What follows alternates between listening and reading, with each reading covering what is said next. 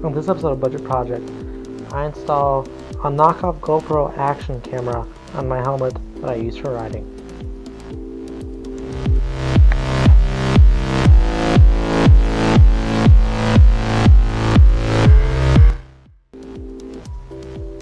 I picked up this camera off of Amazon for about $45. It came with an entire assortment of tools, of different mounts and stuff.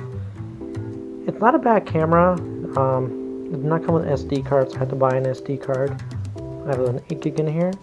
This is not the best camera in the world, but I'm not using this to make any videos. I'm using this as my dash cam.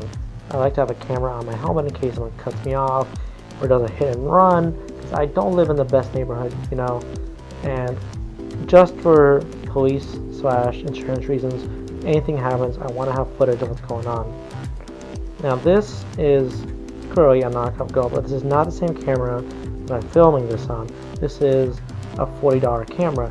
The one I have on right now is a Geek Pro 4. This is a $100 camera. I don't want to wear this on my face because if it falls off or breaks, this is $100. This is $40. I don't want to lose this, and I don't need that high of a quality. The one I'm wearing right now does 4K. This only does 1080p, and it doesn't have Wi-Fi like my Geek Pro does, and the back is much smaller. The monitor screen in the back is much smaller than on my Geek Pro. So in my opinion, it's much better as a dash cam than it is recording anything. So let's turn it on.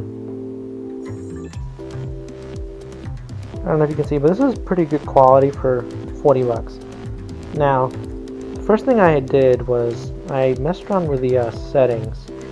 1 second. Alright, so here's the settings menu. What I did was I changed I turned on the dash cam mode. Where is it? Second. See, right here it says car mode.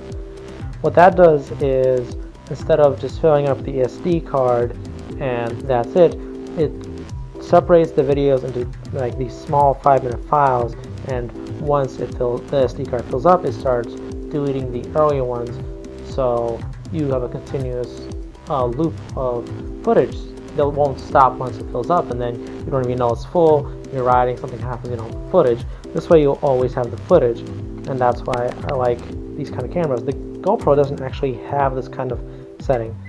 The other thing I did was I set the resolution to 720 instead of 1080, because I don't really need 1080p. This is for my personal reasons and also for security type of reasons. I don't need the highest quality. I just need to be able to see the license plate of whoever hit me, or the face, or stuff like that.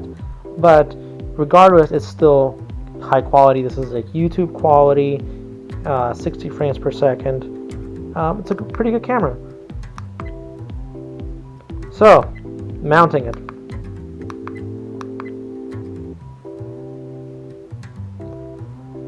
It comes with all the cases that a GoPro would come in, same as my Geek Pro came with. It actually came with this little helmet mount right here. See, this way you can bend it much more than you could with a normal mount that would stick up, and you wouldn't be able to because of the edge of this. Now, I had to buy this curved attachment. I don't know if you can tell, but it has a slight curve to it, because a flat one wouldn't work on a helmet, at least not mounting it here. You could probably mount it flat on the side, but then you don't really get a full view. You would only get this much view. You could mount it on top, but I think it looks kind of weird because everything is tiny. So I have mine mounted right up front, like this. I got this curved mount, and then the 3M tape, double-sided, the waterproof case, mainly for wind noise, because if you don't use the waterproof case, you can't really hear anything. All you hear is the wind. Camera goes inside.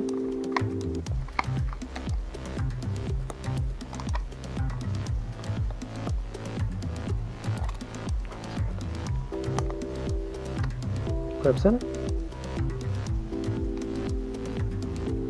This little extension right here. I recommend using an extension. Without it, you can't really bend the camera back as much as you would with this. And you just slide right in. Again, depending on how you want the camera, what purposes you want the camera, sometimes the side mount's easier.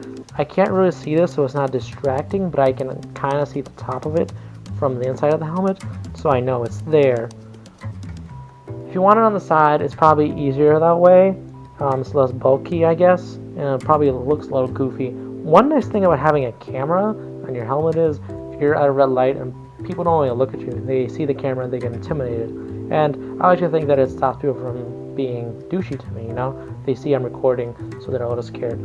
Oh, another thing I did with the camera is it comes with this little leash in case the tape fails. You don't want the camera flying off. You lose a $45 camera, and then on top of that, you know, it flies off and it hits someone and it causes an accident.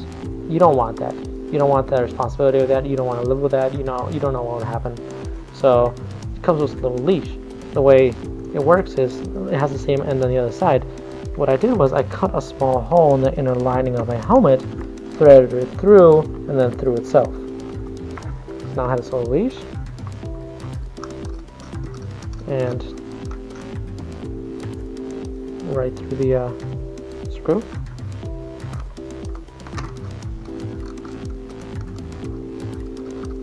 And there we go. I don't think the plastics will fail. This is pretty durable and the camera's very light. You know, that won't break. If anything fails, it will be the tape. So this way I just feel much more safe. It'll fly off, and it'll hit me in the chest, or it'll hit the tank or something, and I'll know it fell off. I'll see that it fell off, and I just don't have to worry about it falling off and then hitting the car behind me or the bike behind me and injuring someone or causing an accident. But this is how I have my fake GoPro action camera mounted. It's actually, I don't know if you can tell, the camera is mounted right in the front of the helmet, but since the lens isn't right in the front, you see more of the left side of the bike than on the right. So if I had to redo this, I would have mounted it a little bit to the left, so the lens is right in the dead center. There's some people that use a mount on the side and then use these little arm things, a lot of extensions, and then they have it, and they have more adjustment than I do. Mine's a pretty simple mount, extension, and a camera, so I didn't really plan to have the lens here. I just didn't realize it was going to happen until after I mounted it and watched the video. But I'm going to attach some video of me riding with the camera. The other thing is, make sure you watch your video before you actually try to use the camera for long distances, because a lot of the footage I have so far using this is the camera is pointed low, so you just see my handlebars and my tank and not much what's going on in front of me. But it is pretty good quality. I have no issues with it. I love it. I feel good knowing that whatever happens to me will be on camera, and I can always go back, and if the police get involved, I have actual proof of what happened. I recommend this. The battery lasts about an hour. My commute's half an hour, so this is perfect for me. I charge it every night. You can get more batteries. I have a 4-pack of batteries with a charger, mainly for the camera I use now in making these videos. Same battery as this. Yeah, you can bring them with you if you're going on a long trip. Get a bigger SD card if you want. I just use an 8 gig. It records about an hour.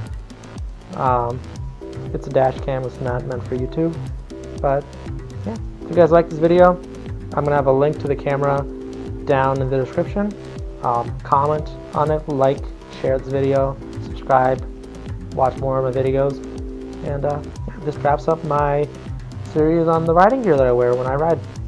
Well, see you guys next time.